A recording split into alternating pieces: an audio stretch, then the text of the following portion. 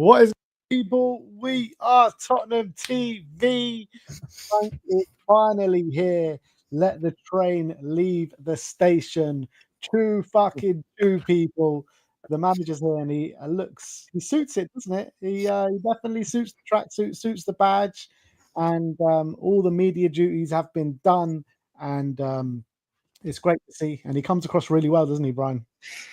Let's talk about Frank, baby. Oh, mate, listen, I am even more pumped than I thought I was before. All of it's dropped. The man is a class act. The man is a class act. I have face ache again from smiling so much. It's what we've all been waiting for, wasn't it? And it came, and it didn't. It was absolutely incredible. Yeah, it's interesting, isn't it? Because you kind of called this. You said, well.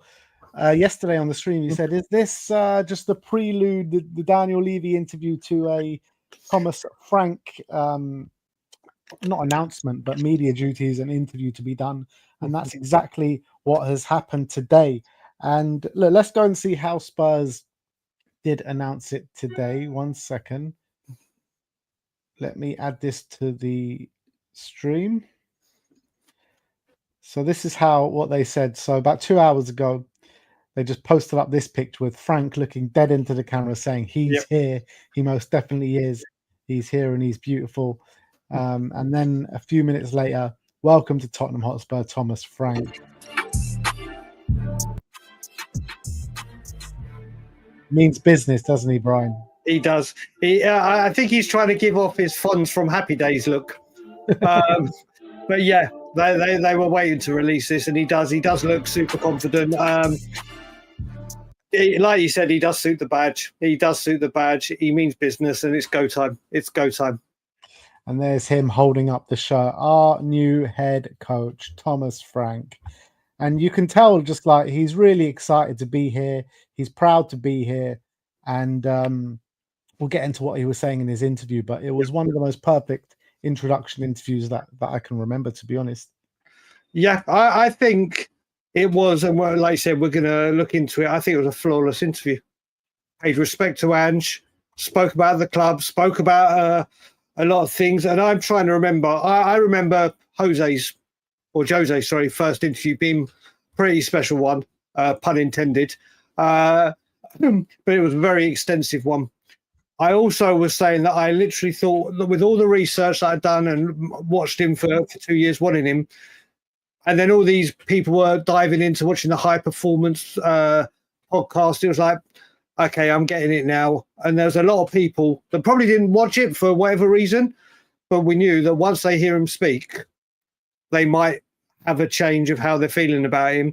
And you can see it across social media that a lot of people are now like, oh my God, here we go. I think everyone's just going to fall head over heels for this guy. I really do. Not just the fan base, but I think the players will as well. Like, he just speaks so well. He's just got such a warm aura about him. Top man, he seems a real top man. And I think from what he's shown so far, he's a top manager as well. Correct. That's the thing. On the pitch, he's brilliant. Obviously, he's been at Brentford, so he hasn't been able to reach for the stars or have like Europe as a genuine target. Well, he has got that now. And those words were just very, very refreshing. A lot of people said, remind me a bit of Poch. You can even link it to a bit of Harry Redknapp with the man management. It's taken the elements of a lot of managers that we've all adored and put it in one package in Thomas Frank. Yeah, absolutely.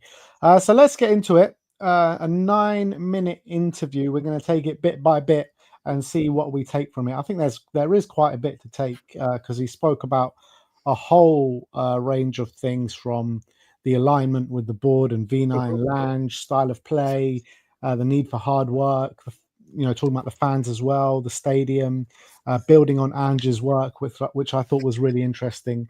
And there's one comment in there which we'll get to, but it's about him saying the team are winners. It's about making them serial winners now. And that's what it's all about, isn't it, Brian? Correct. Absolutely spot on. And it's great, like we said, when we get to that part, how he acknowledged, even said standing on, we'll get to it before we start giving spoilers for people that haven't seen it. All right, let's get into it. when you want to make a comment, just say Yep, say we'll do. and I'll stop it.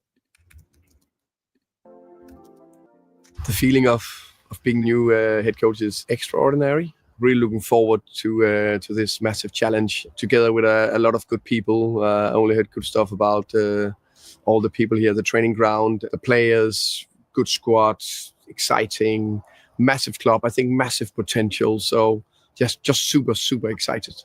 I think as probably every boy or girl, I just love to play football when I was running around in my hometown. Probably pretty soon found out that I was never going to be a professional football player. So now and then I just started early coaching when I was 20 years old, and then I've been coaching for 30 plus years. First grassroots level academy football. Went into my first senior head coach job at Brøndby. It's a massive club in Denmark. Went to England on a journey, first as assistant manager and then the head coach, and had an unbelievable journey in Brentford. A fantastic time with fantastic staff, players, and fans. They've done a very, very good process. I would say Daniel Levy and Vinay and Johan Lange have had.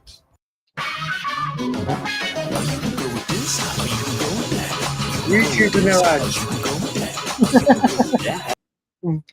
YouTube and their ads. A good time to stop it anyway. With started talking about Vinay and Levy, didn't he? Yeah, absolutely. And first of all, when you saw him in the clips of him around the training center and all that, you had to think about like, wow, yeah, we didn't have this at Brentford, did we?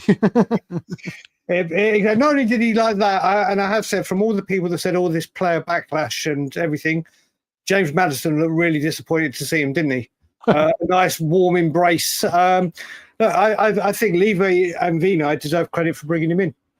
It's a man I've wanted to come in. And like I said, they've got the man in. It's now letting him do what he does, and that's coach a football team.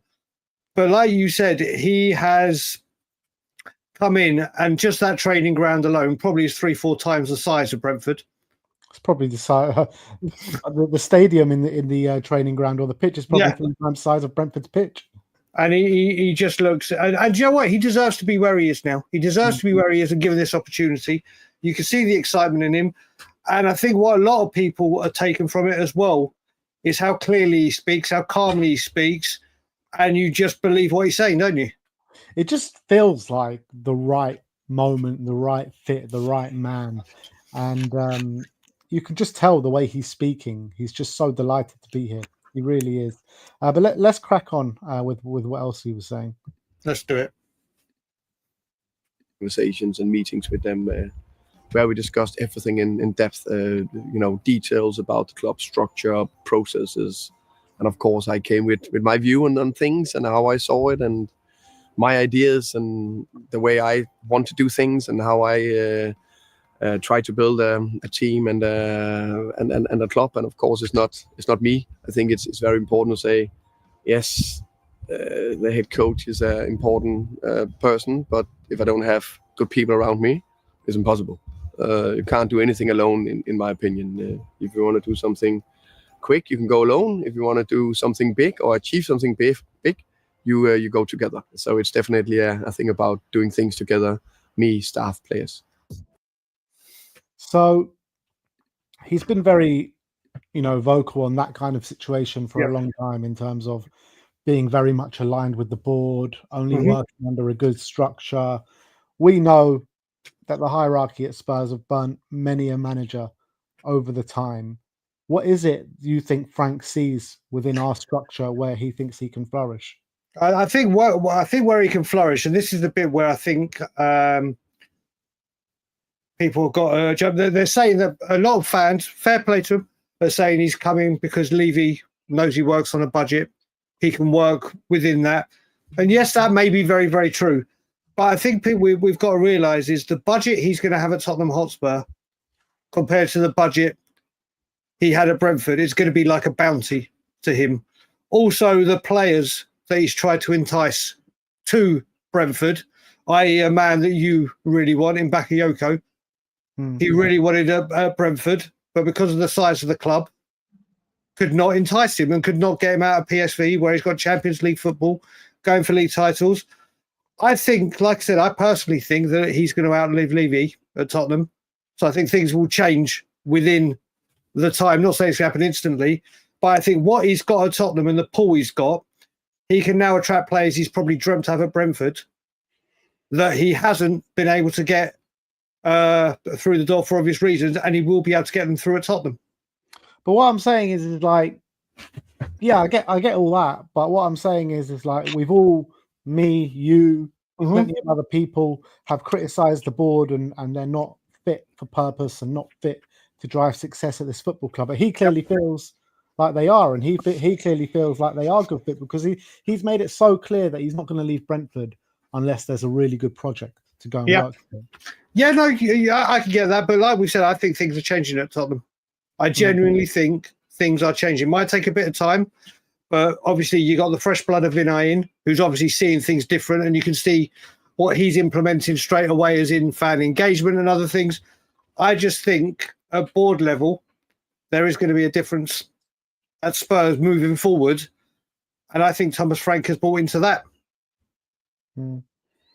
Like many other managers have over yeah, but they've had to deal with Cullen. They've had to deal with this.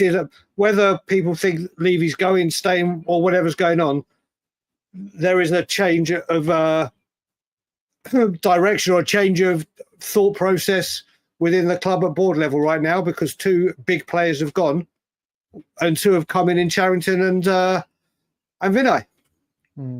All right, look, that's the last we're going to speak about Levy. This is all about Frank Day. It's Frank Day 2. It's the sequel. It's the sequel. Let's keep going. I think the alignment is key from top to bottom, and of course it starts from Daniel and Vinay and Johan and me, and the more the four of us can be aligned, just like a unit and like an unbreakable unit. The stronger we will be, and there'll be ups and downs. I think it's right now it's a fairy tale. Everyone is happy, the sun is shining, it's fantastic, but we haven't played one game yet. Hopefully we win a lot. We'll work very hard every single day to make sure we create as many magic moments for the fans and put them together, and hopefully in the end of the season it'll be a very good season. But the alignment in terms of structure, processes, transfers, squad, playing style, culture, all that is key. I think in terms of my style of play, I'll explain it a little bit now, but I rather wanna, how can you say, show it. You can talk a lot, but I think it's more what we show, what we try to do. But in few words, the intention is to play aggressive, front-footed football. And I know the ethos and the history of the club is massive on attacking football, and I think there's so much attacking talent in the squad. I'm very excited about that. They've clearly shown over the last 2 seasons that the ability to score goals is fantastic, and I'm very, very in on that. I love a team that is scoring goals. Very, very big on principles. What we do on the final third in terms of creating chances, crosses, spring balls in the box, play behind and stuff like that. I think it's key. So just want to build on that attacking football we already have here in the club. I'm a big. So I think that's really important. Really important what he's saying about attacking football, front foot, aggressive. Because I think a lot of people's reservations about Frank at the beginning was, look at Brentford, they sit low block a lot of times, 3 at the back, fairly defensive. But I was always saying, like, his number one priority, if he can, is to play front foot, aggressive football and attacking football. I know Brentford, scored one of the most goals this season in the Premier League, but they had to find other ways to win because of the club that they are, the resources that they do have. I think it's really important what Frank's saying there. He gets what the ethos of the club is, and he buys into that ethos, and it's his ethos as well. Ben, you're stealing all my content here. You're stealing all. It's your chat, but you're right. You're right. Obviously, a lot of the talk about it with him coming as, it's to be boring football. It's going to be it's just going to be the same. There's not going to be any excitement or whatever.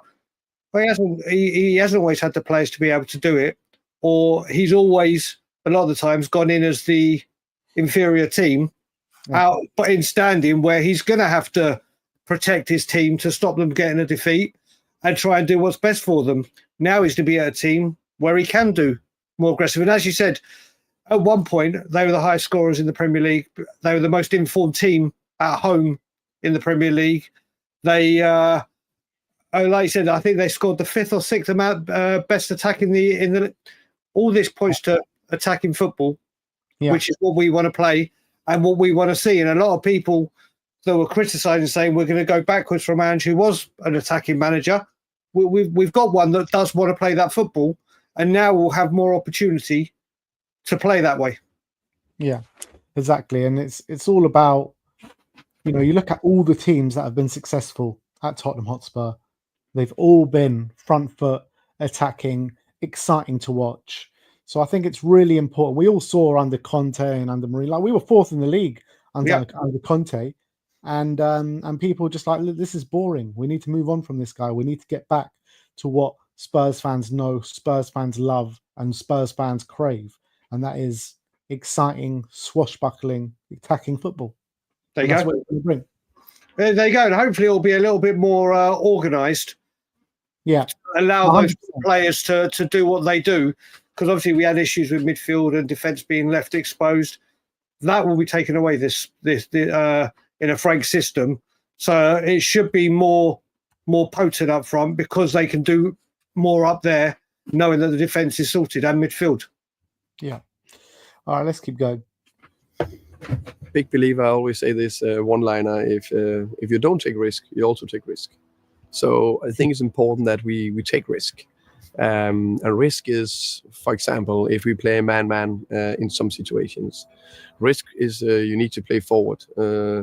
If you don't risk the ball, you can't create anything. So I'm a big believer of that. We need to be brave. The players need to be brave when we play, and they need to trust themselves. So I will do my very best to install that trust, and the players need to be brave. For me, if they lose the ball by trying, it's never a problem for me. Of course, I can react. It's natural, but they need to do that. But if they don't work hard, that I struggle more with that. So if they do everything they can and they lose the ball or they try, no problem. But it's more if they don't work hard, that's my non-negotiable. But we need to take risk. Of course, if we don't take risk, it's impossible to achieve something big. I think it's very. There's Kulu, what I was saying to you earlier. Oh yeah, that's right. Kulu, Madders. There's Richie. Is that Richie in the background as well? I think so. With that hair, I think so. But yeah, he's absolutely spot on in what he's saying about risk. If you don't take risk, you're never really going to achieve anything. And I liked what he said about even if you don't take risk, you are taking a risk. Yeah, it's true, isn't it? Yeah, it is true. But he finds the right words to say, doesn't he? That's a key element of it, isn't it? We've had it before with managers that can deliver things like this, but it's refreshing to hear it in a different way. And like I said, it's like when they say you don't know what you don't know, not taking risk. And this is what people are wanting to hear. And thankfully, we are hearing it. And it's in Spurs colours. So a lot more people will obviously watch it now and see it and start to enjoy becoming Frankaholics. Mm. People saying in the comments that those training footage is from last season, but I don't know. That part, I mean, obviously the Madison inside the training ground was obviously, it could be. It could be. Let's keep going. Very talented squad. I think it's a very good squad. Very excited about starting working with them. And of course, when you follow Premier League, you see the other teams. Of course, I've seen Tottenham. I've seen some fantastic performances from the team over the last years, and I'm very excited about that. So I think there's big potential in it. But of course, I'm looking for the outside. So I'm looking forward to get to know them, to be around them, to feel them, to understand them, to work with them on a training pitch, and that's where you really get the big understanding and understand the relationships between players and how you can get the best out of them. Of course, I got an idea already. You know, my head is spinning. How can we play? How can we put them together and all that? But yeah, looking forward to that. When I say talented, it's also it's not only the young players. It's also some of the more experienced players. How can we get the best out of them? Let's say Dominic Solanke. I'm a big fan of him in terms of his abilities. I'm sure we'll make him score a lot of goals. How can we play? Bentancur, Madison. These. How can we get that? But of course, the younger ones as well. I think it's all players that we need to develop and make perform on the highest level. But of course, Bergwell, Archie Gray, Odegaard, Udogie, all of them, I think have a high ceiling. There's others I haven't mentioned. I mentioned the whole squad, and I'm looking forward to it. It's always about. So, has he dropped a bit of a insight into transfer business and transfer dealings this summer? Because he mentions Bentancur. Yeah. Bentancur hasn't signed that contract. Do you think that means he's staying? You'd have thought so, because certain players came to his mind. I mean, I'm delighted to hear what he said about Solanke, first of all. Again, if people have watched videos or haven't, he will get a lot more goals from Solanke, because he will have him playing up top. He will be getting crosses into him. I think I saw in the chat earlier, I can't remember who said it, said, right, you mentioned Solanke, we need to get a winger in that can cross the football into him and get him the service he needs. I think with him saying Bentancur, I think it's a huge indication that he's going to stay. Yeah, I like the name dropping. It's interesting that he did mention Solanke, mention Bentancur, he mentioned Madison as well, right? Yeah, they're the three he mentioned. But no Son. No Son, no Richie, no Romero. But Son's the club captain, right? Son's like the figurehead of the team. You would have expected him. Maybe he just didn't mention him. Maybe we're reading too much into it. Yep. Do you think there is something to read into that? I don't know. I think Sonny, with all the, I think people will jump on that now, won't they? Because of all the rumours coming out. And it's right. That is something you got to think of. Is it 2 + 2 = 4? But he's obviously mentioned three players. I think more to the point, I think he's mentioned three players that are definitely staying and that he sees definitely in the future. And I think he gets the best out of Madison as well. I think Madison's going to be so much freer in his position this season that we see a different James Madison. Yeah, I agree. I think that the difference between Ange and a Frank, Ange kind of tries to get the players to fit into his system. Frank is going to get the best out of each players and build a system that works for them. And exactly. I think that's the thing I'm most excited about, to be honest. And I think he'll get the best out of the majority of them. Yeah, and like I said, at Brentford, he used 9 different formations from the Championship to here. So obviously with Ange, he had the main one. He did adapt in certain games and change. There was flexibility there. But I don't think there's many managers that have the tactical fluidity in changing systems like Thomas Frank. Yeah, what's your opinion on, you mentioned the young players having a high ceiling. Archie Gray, he mentioned in there. Obviously, he did try and buy Archie Gray for Brentford. How involved do you think he'll be next season, and what role is he going to play? What, Archie Gray, or are we talking about Frank with the youngsters? Archie specifically. Archie Gray, obviously we've mentioned, as discussed, he really does like him and wanted him at Brentford and tries to pull out all the stops to get him. It's whether he sees that he needs another 6 with him in place too, whether he sees that he wants Archie to stay here and learn from whoever comes in, or learn under Frank and play what he was going to play him there. I think what it comes down to as well, what we've got to look at, we all know we need a number 6. We all know that's the position. But it comes to the point now, I'm thinking, does he want a number 6, let's say like a Victor Wanyama? There's an absolute machine with power and just sheer strength.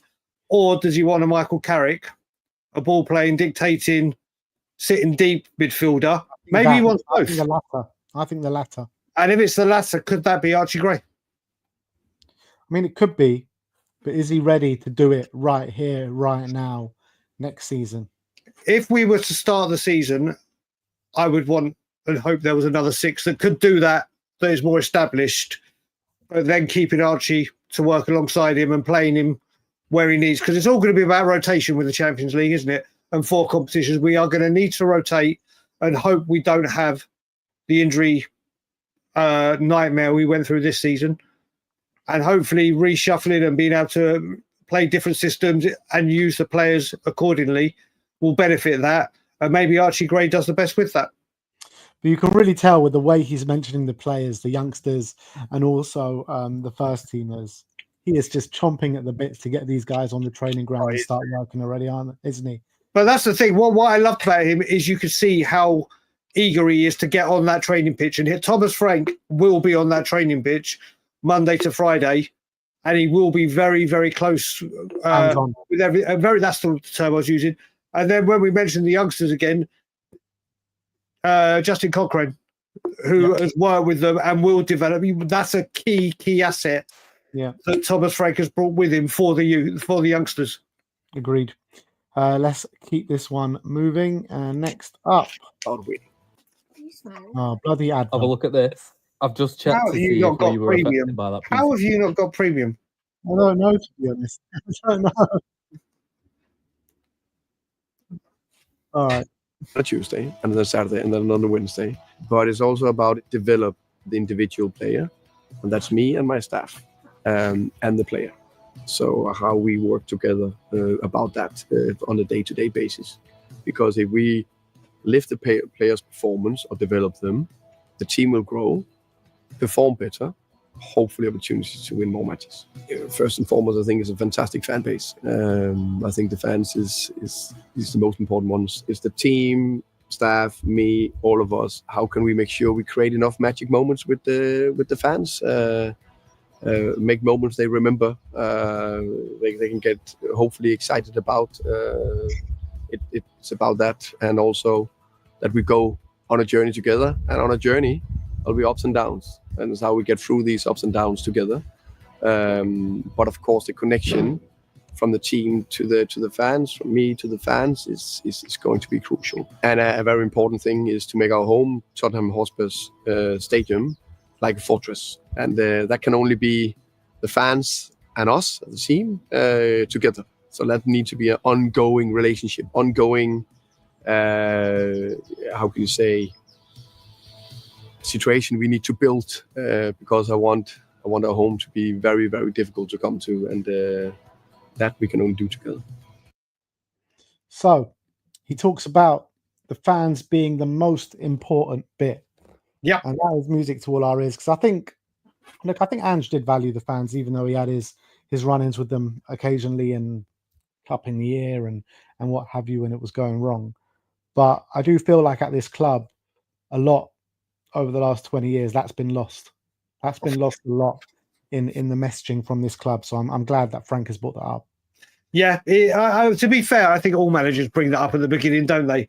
When they do that, let's be fair to all the other managers that have gone by.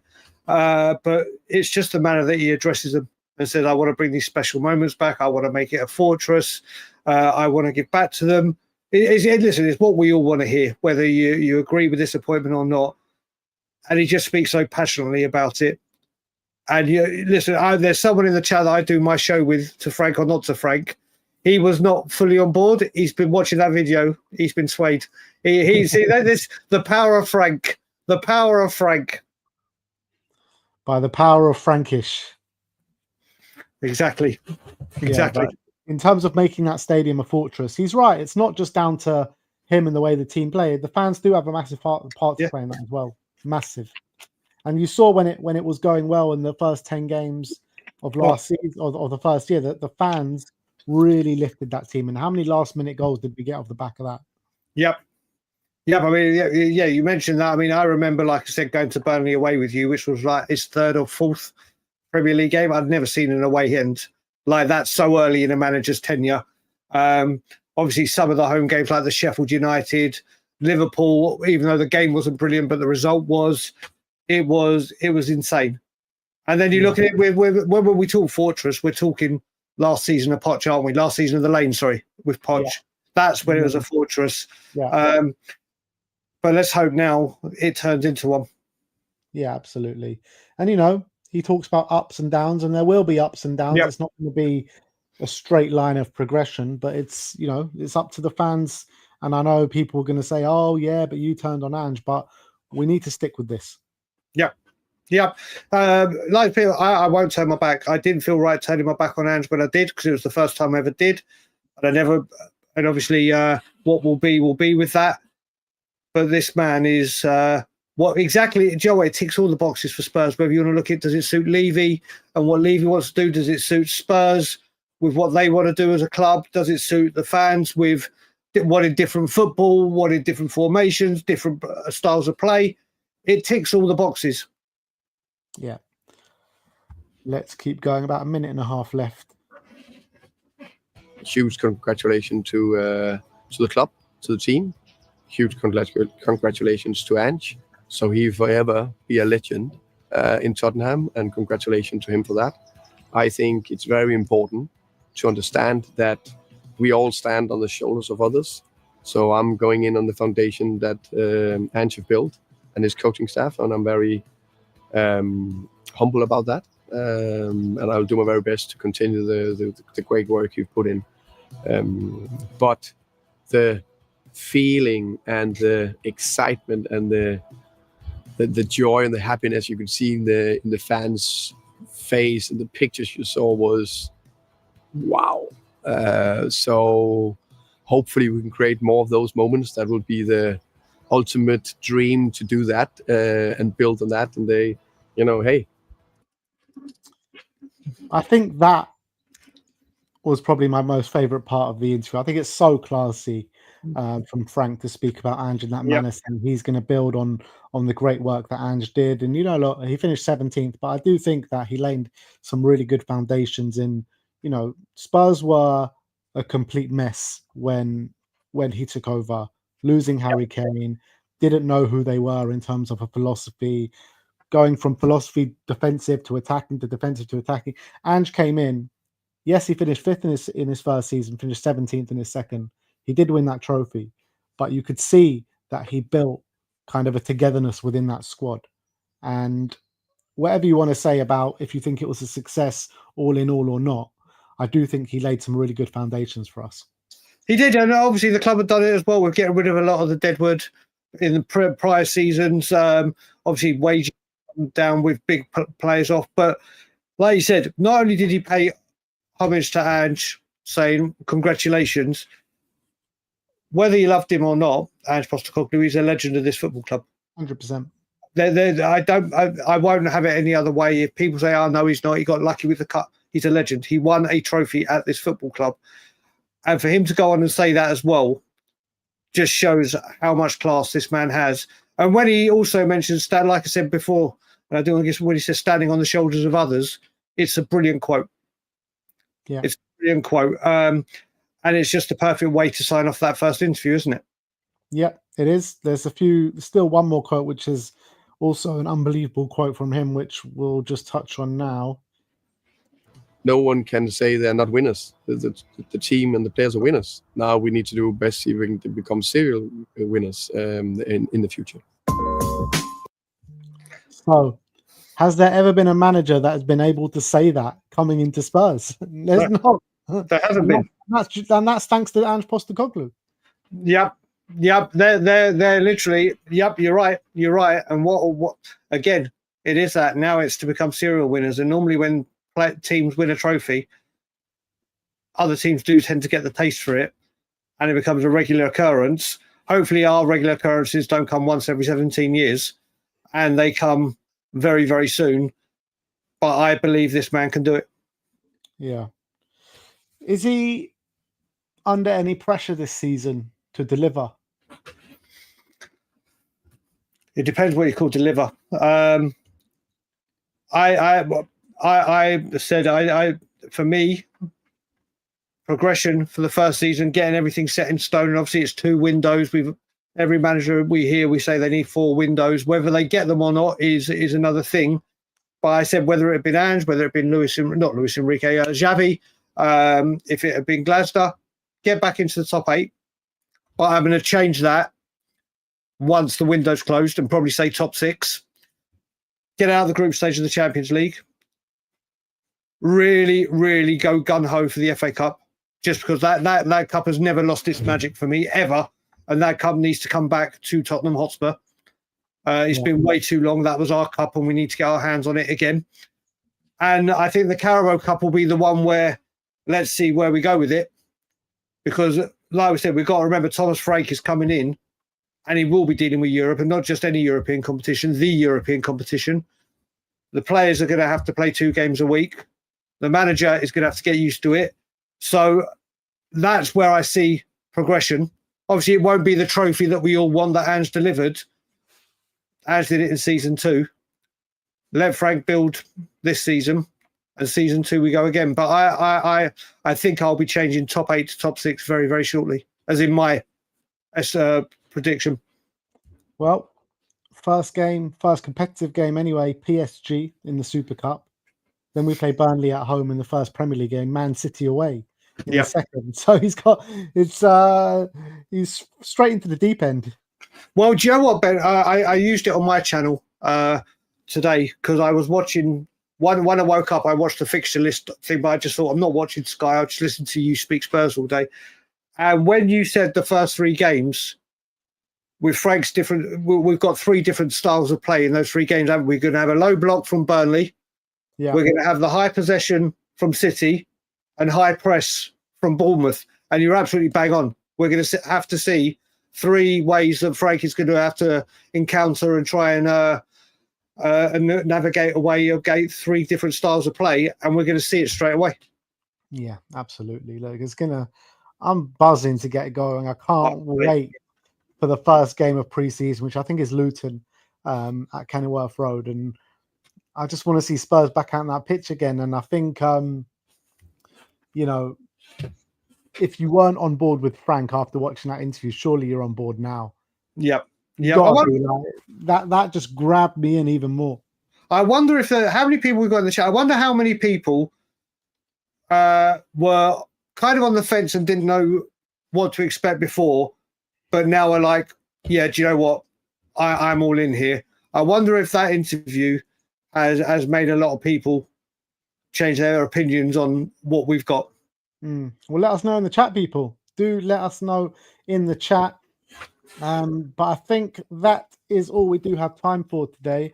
Just get through this super chat from Reefer that says, so much negative from the Aussie fans, especially on Facebook. I mean, I don't know. I haven't been reading any of that. But big up to the Aussies. Big up to the Aussies. Do you know what? So there's a lot of Aussie fans that are also very, very happy that Frank's here. But obviously, I mean, I got said something. It was like, you look at it now, we will pragmatically adapt to an opponent that can play A, B, C, or D and be less gung-ho. We can develop our players, our younger players, rather than players out of position. We will identify talent and coach them to improve. We won't have a weekly argument with the press. We won't stare. Well, I won't use that. We won't. They're saying what he did with Cup in the year, and hopefully we won't lose 22 games in the league. Obviously, that happened for the Cup and everything, but there's things to be very, very happy about at Spurs, and this manager is definitely something to get behind. 100%, Brian. I could not have said it better myself. I really couldn't. And I'm just buzzing, man. I really am buzzing that he's finally here, finally got the interview. We finally have seen him in the badge. He's going to be brilliant, man. He's going to be brilliant. I think this is just the most, I keep saying it, but I just think this is the most perfect fit for Tottenham Hotspur. I really do. Seriously, Ben, I'm asking you a serious question here. When was the last time you were this excited about a manager appointment where you're like, do you know what? Here we go. Like, really excited. I was very excited for Conte when Conte came in because he was a world-class manager. Yep. I felt like if we gave him the tools, we could have gone on and done something special. What he did for us in those first 6 months as well was absolutely fantastic. I mean, I knew it was always going to end the way it did, but I didn't think it would come maybe as soon as it did. And look, the thing that fell apart with Conte is that summer transfer window. That's what it was. If we would have actually given him the tools, who knows? We could have actually done something special that season, but we didn't. But in terms of actual appointments, I think I was really excited for him. I wasn't that excited for Mourinho. I was devastated that we lost Poch. Same. And I was kind of like on the fence beforehand. I got swayed. I mean, once they actually come through the door, I get excited, but I'm talking about my initial reaction when I first know that they're coming to the club. So I think Conte, I was really excited for. The others, not so. I mean, I think I was quite excited for Harry.